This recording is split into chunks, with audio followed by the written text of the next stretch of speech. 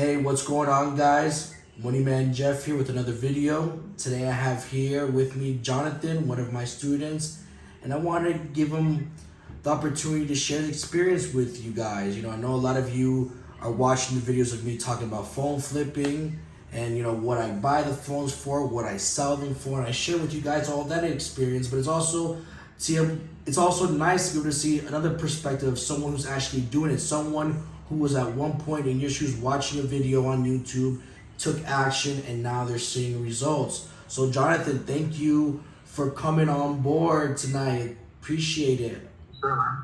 It's my pleasure, man. Thank you. So I'm gonna go ahead and start asking these questions so that people get a better understanding, and maybe that they could probably say, hey, if he's able to do it, that's his experience. Maybe it could be like that for me, because it went pretty good for you. You've had some success with it.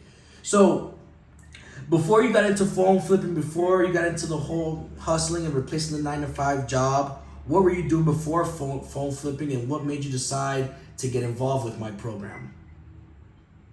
For sure. So before I started phone flipping, I was a barista for about 3 years. What pushed me to give phone flipping a try was I remember I came across your YouTube videos, and I was at a point in my life where I wanted more freedom.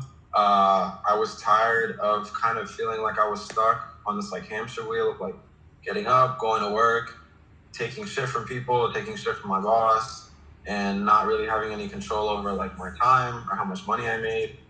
So I came across your YouTube videos, and phone flipping sounded like something that wasn't really too intense. It seemed like something I could actually do. The risk didn't really seem that high. And I remember I was watching your videos over and over again, and then one day I was like, screw it, I'm gonna sign up for his course. I signed up, and it was honestly one of the best decisions that I've ever made, if I'm being honest. Yeah, it really is. I say the same thing too. Had I not been phone flipping, let's be real, I would be making some $500-$600 a week type shit, like being a pool guy for Pinch a Penny. Definitely wouldn't be in Colombia. Yeah, I wouldn't be traveling as much as I have in my first year. I made $55,000 phone flipping, and it was traveling. Yeah, I spent almost all the money traveling, having fun, but I deserved it because I had never done anything that exciting or big or had a vacation like that in my life. So I was like, I deserve it. But besides the point.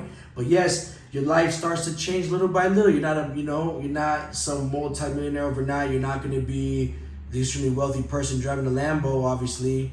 But you'll definitely be able to make a few extra hundred to a few thousand or two a week, and that will definitely give you room to be able to, maybe take a little quick trip to Orlando with your family, go to Disney World, or go to just some random thing that you normally wouldn't do, but because you have the extra funds, you're able to. So that's one thing that's good about phone flipping, since it's fast-paced, clean, good, honest money. We're able to move the way we want or save and continue to reinvest. So speaking about being in the business and reinvesting after you make a couple flips, how long have you been phone flipping for? I'd say I started taking it seriously about 4 months ago. So yeah, about 4 months ago. Okay. And when you first started, how long did it take for you to start seeing results? And by results, I mean once you went through the course and you applied the strategies that I showed you, how long did it take you to get that first lead to contact you using the Facebook paid ads? And how long did it take you to actually start making money in your first profit? Yeah. I'd say pretty quickly. I got through the entire course and all the videos in 2-3 days. I'd say my first profit I got in about a week and a half. Okay, cool. So it tends to be that quick. I mean, look, you can't really just use that example. We just share our experiences, but for me, it was the next day. I ran ads, and I remember it must have been in the evening, and the next morning I woke up and I remember having my phone, the business manager, the business suite app that we use, which is blowing up, which is messages and people inquiring to sell phones. Like, holy shit, what am I gonna do? I don't have money for all these phones. but but it ended up working out. So it's quick, and other times it may take a little bit for you to get started. But the point is that it works, and if you apply it, you're gonna start seeing results. It's all it takes is sticking to it and not getting distracted and just applying everything. Don't get stuck and not take action. Yeah. So you don't want to get in your head. Yeah, because I think that was the mistake that I made. It's like I was really nervous to get started, but I think if I just went like full in confidently, I definitely think I could have gotten a profit in like 48 hours. Yeah. Honestly. But it's normal when you're new to something. You're not too confident. It is what it is. So yeah. If you don't mind me asking a personal question, what in the 4 months that you've been doing this, what was your most profitable month? I mean, how much? What was the most you made in 1 month? Yeah, I'd say probably around like 7,000 is like the most I made so far in 1 month. Okay. And before we got on the call, you were telling me how you just got done meeting up with someone. You picked up a few phones. Yeah. You mind showing the people what you just picked up? So I picked up two 13 Pro Maxes and then a 13 Pro. That's a little hard to see. So 3 phones right now. And that's really what I love about the business, because you could get a random call at any time. Hey, I want to sell you a phone. It could be 6, 7, 8, 9, whatever. And then for me, in my case, I would always have people go to the 7-Eleven down the street from where I live. So it could be 8:30 p.m., get in my car, drive, a minute down the road, and then meet up with the person, inspect it, everything works out, boom, give them the money and take off. And you're able to make a quick buck. I remember there was days where I wouldn't make nothing all day, but I always get to the last minute, 9, 10 p.m., whatever. You make a quick $100. So if you don't mind me asking, off those 3 phones, how much profit did you make off the 2 13 Pro Maxes and the other, is it 12 Pro Max? I'm not too sure. It was 2 13 Pro Maxes and a 13 Pro. Okay. I'd say between all 3, it should be at least like 400. I'm pretty sure, if my math's right. Okay. So yeah. With those 3 phones that he picked up there, it depends, because sometimes once the buyer has to inspect, it has to do the grading, and then eventually you get the right amount. I mean, it's always on point, but sometimes sometimes when you're new in the course, like for example, I'll give you the perfect example. So most people will assume that because they fix a cracked phone when we sell to the buyers, the wholesalers, is grade C, and they assume because they fix it with an aftermarket screen that it's gonna bump it back up to grade B, right? But that's not true. Even though it's in good condition, ready to rock and roll, that's not the case. It's still considered, it's worse now. It's considered grade D. So you send off to the buyer, and I know. So that's things like that. But anyways, the point is that we're able to pick up the phones you did now, and then I'm sure tomorrow's Saturday, right? No, tomorrow's Friday. So I'm sure tomorrow you probably you got to go to the post office and get ready to ship out those phones. So it's a quick process. It's a very quick process. Anyone could do it. These phones are out there. People are always buying and selling. So there's never a shortness of them. So as you guys can see, $7,000 he made his top month, and today he made $400. Easy money, guys. Easy money. Showing the proof right there. Just picked up the phones. So where do you see yourself in the next year doing this business? Where do you see yourself? Honestly, I'd like to keep going. I'd like to build more, I guess, like reliable, reliable customer base. I just want to keep growing. Maybe make new interesting contacts. Maybe find new buyers. Yeah. But I just want to put in the time, Yeah. So and the good thing about the business is the more time you put in, the more connections, the more people meet. You don't know who you're gonna bump into. You could meet into the right connect in your area, and that guy is the guy who gives you the better pricing, or a guy who's flexible. Or, I mean, there could be a million different scenarios. You guys get the point.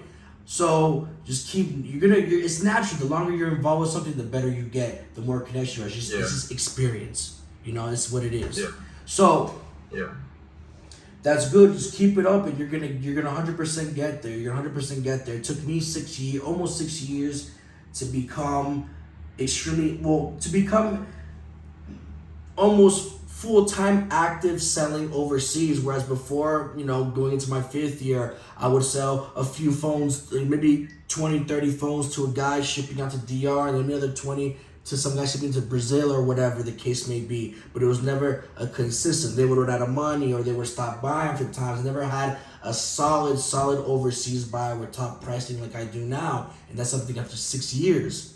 So you guys gotta put the work in, because eventually you're gonna get to a level where you're unstoppable, where you have the right connections, the right amount of clientele. Like right now, you're saying about getting more stable clientele. Like you want, what you're referring to is getting customers to just come back to you over and over and over, like repeat customers. Exactly. And I always tell people the best customers that are the AT&T managers, the T-Mobile managers, the Verizon managers, people who work with phones, maybe phone repair shops, maybe pawn shops. Go in with your business cards, go to the pawn shops. Hey, I buy phones. So there's many ways for you guys to find consistent buyers, because these AT&T managers, they buy phones too. They're not dumb. They know there's a value to it. I've had a bunch of AT&T managers selling me phones on a weekly basis. They're consistent. They're gonna come every week. So that's all you gotta do, is just stay consistent. You're gonna see how you're gonna build up when you show up every day. So the last question, there's a lot of people watching this video, deciding what to do, whether they should pull the trigger on it, probably stressed out, trying to find ways to make money. What would you say to someone who's on the fence, someone who's saying, hey, should I do it, should I not? I don't really know if I should get on Jeff's program. What would you say to them? I would say, honestly, being able to have the freedom to make as much money as you want, to do whatever you want with your time, is honestly pretty priceless. And I think that it's much more worth it to take a risk on yourself and to take a leap than to just sit, in a life that you don't like, and to keep, to stay depressed and to stay taking shit from people when you don't need to. You can do honestly whatever it is that you want with your life. But you have to be willing to take that leap. And so I took it, and I'm grateful every day that I did. And so I hope that whoever watches this video can have faith in themselves and know that the life that they want is out there. And they just have to go for it. 100%. You guys heard him. Not coming from me, I say it all the time, but from other people. You put the work in, you're going to see the results. It's worth it in the end 100%. to invest in yourself. 100%. It's worth to give yourself that opportunity. You're worth more than dealing with, a bullshit crap manager or co-workers who talk crap or who make your life hard at work. I mean, there's a lot of factors. There's many things we all know that could contribute to, a bad work environment that doesn't make us happy. It's an unpleasant experience in our life, and we only got one life to live, so you really should try to minimize as much as you can of these unpleasant experiences. You're not going to be able to completely eliminate the unpleasant experience in our lives. We're none of us are perfect. We're all imperfect. Life happens. Things pop up that are huge inconveniences, but at least trying to minimize it. So if you could at least bring some type of peace or relaxation or some type of thing that allows you to be on your own time, that minimizes the stress, this would be it. But anyways, guys, thank you for tuning into the video. I don't want to make it too long. I feel like, wow, 14 minutes. It should have been a 5-minute video. But anyways, guys, this is the truth. This is the real deal. So if you're interested in learning more, you know what to do. Book a call with me, and let's get you started. Jonathan, thank you. I appreciate it. So one last time, man. Thank you so much. Thank you for sharing this experience. I appreciate you. Sure, man. All right. Take care. We'll be talking.